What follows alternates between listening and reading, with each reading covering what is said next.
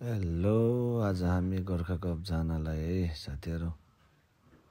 चट्ट घरबाट निस्केर उहिले छुँदै गाडीको वेटिङमा ठ्याक्कै गाडी पनि रेडी। अब चट्ट लाएर गाडी चढेर हाइवेमा सरर साथीहरू।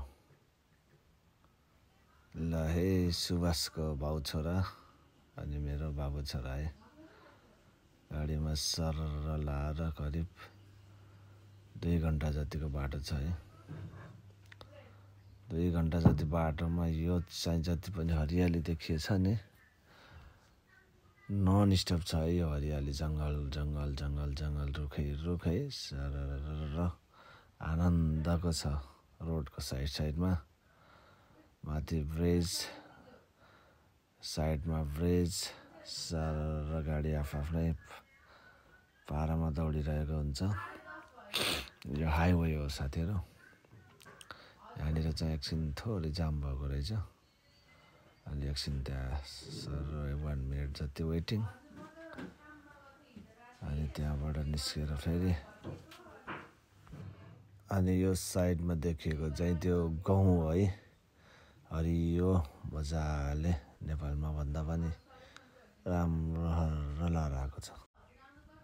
2 घन्टा जतिको बाटो क्रस गरेर अल्ट्रासा ठ्याक्कै पुग्यौँ गोर्खा कप भएको ठाउँमा। अहिले हेर्नुहोस् गाडीहरूको लाइन यति छ कि मान्छेको भेट वा गाडी है। अनि गाडीबाट झरेर फेरि इन्ट्रान्सतिर छिरेर आइसक्रिम पानी खानको लागि पानी कुर्दै मान्छेको भिड यति थियो कि बाफरे बा, सायद नेपालको मान्छे जति सबै यतै आएर बसिरहेको छन् है। नेपालको मेला महोत्सवमा पनि यति धेरै मान्छे देखेकै थिएन मैले।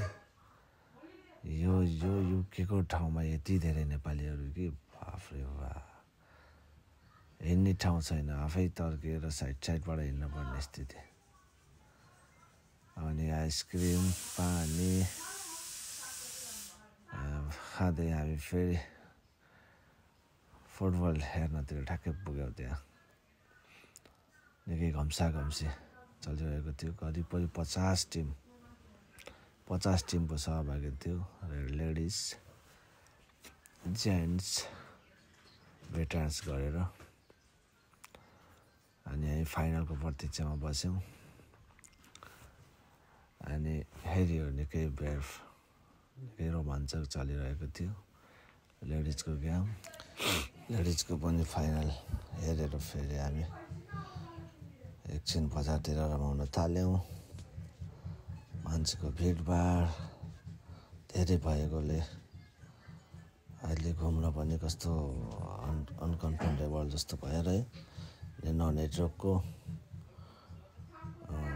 टावर है, न कल कसैलाई गर्न मिल्ने, साथीभाइहरू भेट भयो कन्ट्याक्टमा त भेट्ने त चान्सै नै, नेटवर्क त्यति बिजी, न लाइभ जस्ट भिडियो मात्रै। अनि केही बेरको यो हाम्रो साथी भेट भयो है, सँगै काम गर्ने दाइ, निकै रमाइलो हुनुहुन्छ यो दाइ चाहिँ, हाँसै मिठो थियो। गेम चाहिँ एकै दिनमा सकिने हुनाले 15 मिनटको खेलाइएको थियो है त्यति बेला। प्रायः जसो यहाँ चाहिँ यसरी नै खेलाइन्छ। यहाँ चाहिँ प्रमुख अतिथि फेरि हाम्रो साम्बा बहिनी आएको थिए। मान्छेहरूको फेरि फोटो खिच्नेको निकै भिडभाड देखिन्थ्यो त्यति बेला, तर हामी चाहिँ खिच्न पाइएन, अलिकति टाइम पनि नहुनाले हामी टाढैबाट हेरेर बस्यौँ। अनि फाइनलको तयारीमाथि आयोजकहरू अनि स्वागत गानाका साथ फाइनल रेडी गर्दै हुनुहुन्थ्यो। हामी एकछिन हेरेर रमाइलो गऱ्यौँ। त्यहाँ चाहिँ हामी साथीभाइ भेट्ने भनेर निकै प्लानिङ पनि गरेका थियौँ, तर मान्छेहरूको भिडभाडले गर्दाखेरि कतिपय साथीभाइहरू भेट्नै सकिएन।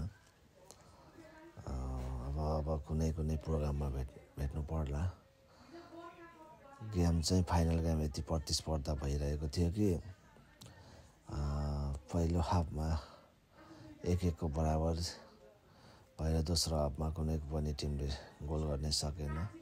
फेरि एक्स्ट्रा टाइममा पनि गोल हुन नसकेपछि सिधै ट्राइब्रेकरमा आएको थियो। सम्भव होइन, यहाँ चाहिँ सम्भव होइन हुनुहुन्थ्यो। निकै फोटो खिच्नमा निकै व्यस्त थिए यो बहिनी चाहिँ। हामी चाहिँ जस्ट हेरेर मात्रै मन बुझाउन बाध्य भयौँ। मान्छेहरूको भिडले गर्दाखेरि त्यहाँनिर पुग्नै सकिएन। भिडियोको मतलब क्लिपले ट्राइब्रेकरमा निकै प्रतिस्पर्धा भइरहेको थियो गेम। त्यसपछि यो हामी बस्ने एरिया प्लम स्टेट भर्सेस आयोजक टिमको फाइनल गेम चलिरहेको थियो। ट्राइब्रेकरमा चाहिँ हामी बस्ने ठाउँले नै जित्न सफल भएको थियो। हाम्रो भाइहरू नै भनौँ प्लम स्टेट एरियामा बस्ने निकै फर्स्ट टाइम जितेर पनि होला, फर्स्ट टाइम यो जित रहेछ हामीले बुझ्दाखेरि। निकै रमाइलो चाहिँ खुसीले निकै उफ्रिरहेको पनि देखेका थियौँ हामी त्यति बेला। हामी चाहिँ जस्ट भाइरबाट मात्रै वाचिङ गरेर बस्यौँ है। त्यसपछि हामी अन्तिम पलको वेटिङमा थियौँ। ट्राइब्रेकरमा आए हेर्नु साथीहरू, कति खुसीको क्षण हुन्छ कि त्यो।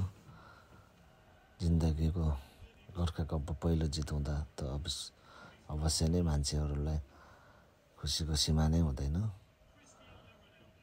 फेरि यो गोर्खा कप भनेको यति प्रतिष्ठित कप हो कि युगमा हुने कुनै पनि यो फुटबल कुनै पनि खेल सम्बन्धीको सबैभन्दा यति प्रतिष्ठित कप हो। त्यो कारणले मान्छेहरू स्वाभाविक खुसी हुन्छ है। त्यसपछि हामी फोटोसोटो खिचेर घरतिर लाग्यौँ।